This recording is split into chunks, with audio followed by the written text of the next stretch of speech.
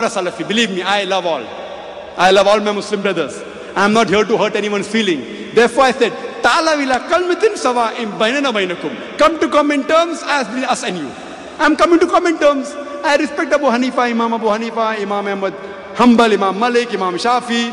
I respect the great scholars of this. I respect the Salaf Salihin. I follow them. Alhamdulillah. Therefore, first the Muslim, last the Muslim. Now, one of the second reasons for the disunity is which organization you belong to. Organization. I belong to Jamaat-e-Islami.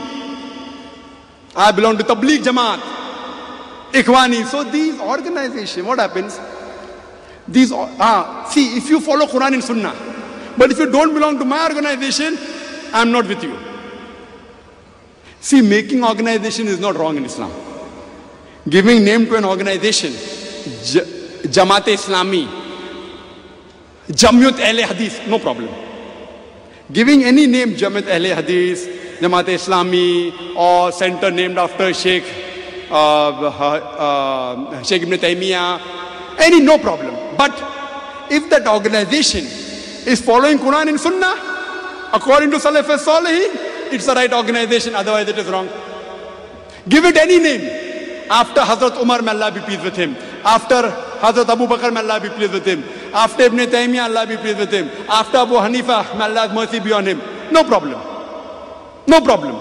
If that organization is following Quran and Sahih Hadith, as understood by the Salaf Salihin, it's the right organization. If it is not, reject the organization, whether its name is belonging to anyone, whether it's after Ibn Taymiyyah, or whether it is Salafi, whether Ahle Hadith. If it follow Quran and Sahih Hadith according to the understanding of the Salaf Salihin, it is the right organization. So forming organization is not wrong in Islam. Because like we are specialized in dawah. Some people are specialized in Islah. Some people are specialized in science. No problem.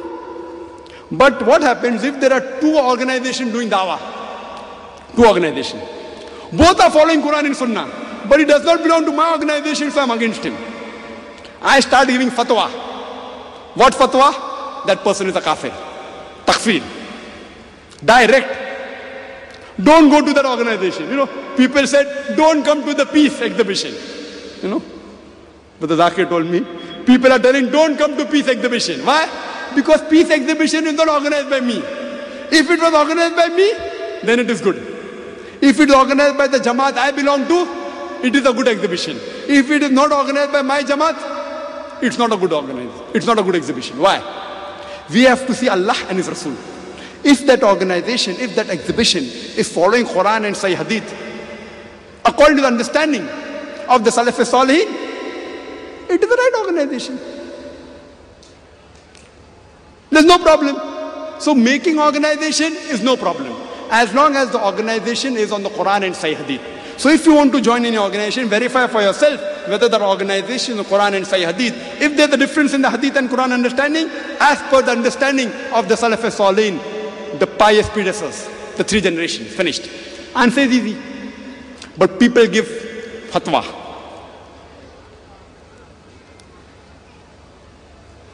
Takfir. We'll come to takfir later on.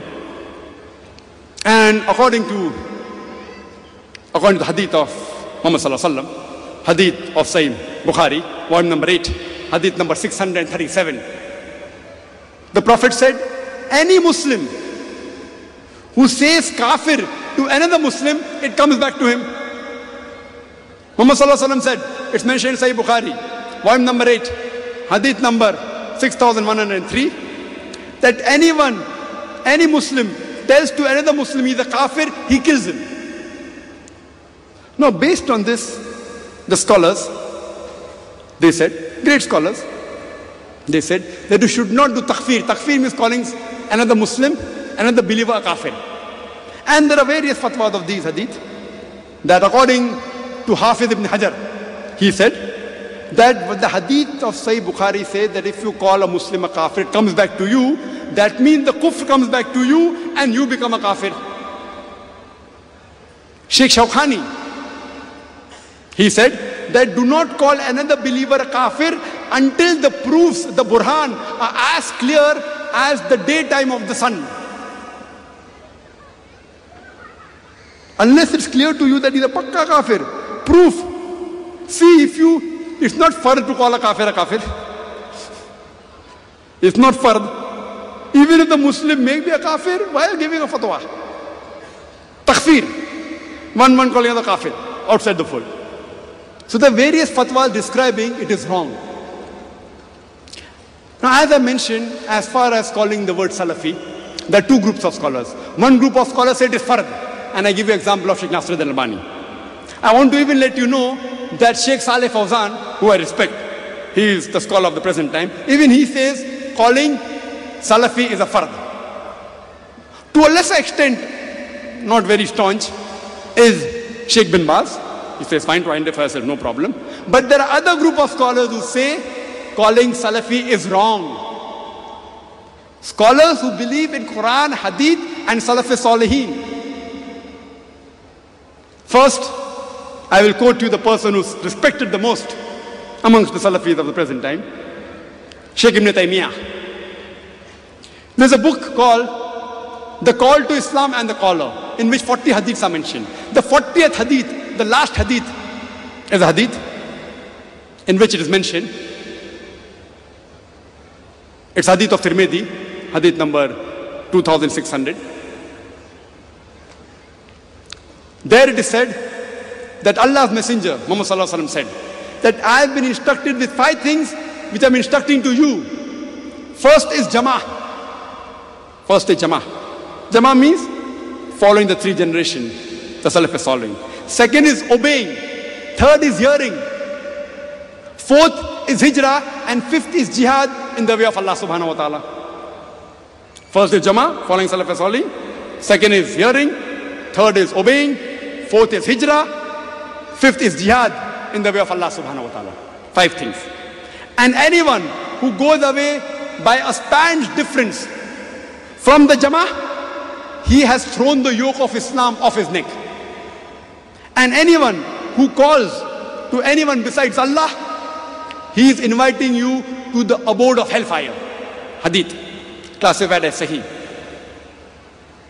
Sheikh Ibn Taymiyyah says, after this hadith, in this book, that one of the Salaf, the pious predecessors, he said, that I don't know on which of the 2 things should I thank Allah more, for bringing me to Islam or for keeping me away from the innovators.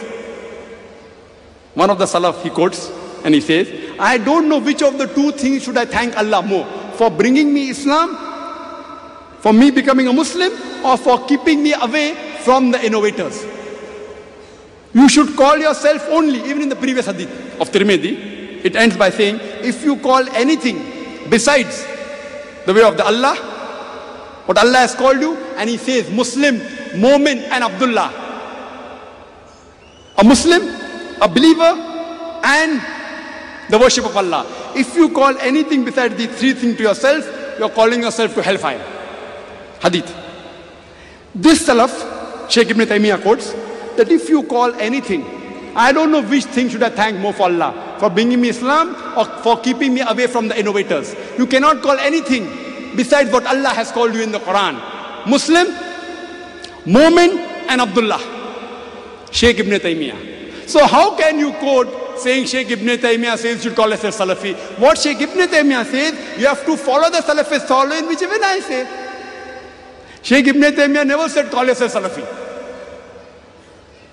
I'm quoting you another scholar, Sheikh Utaymi. Now see, all these scholars are stalwarts of the present time. All 3 expired now. Sheikh Nasruddin Albani, Sheikh bin Baz, Sheikh Utaymi. In the book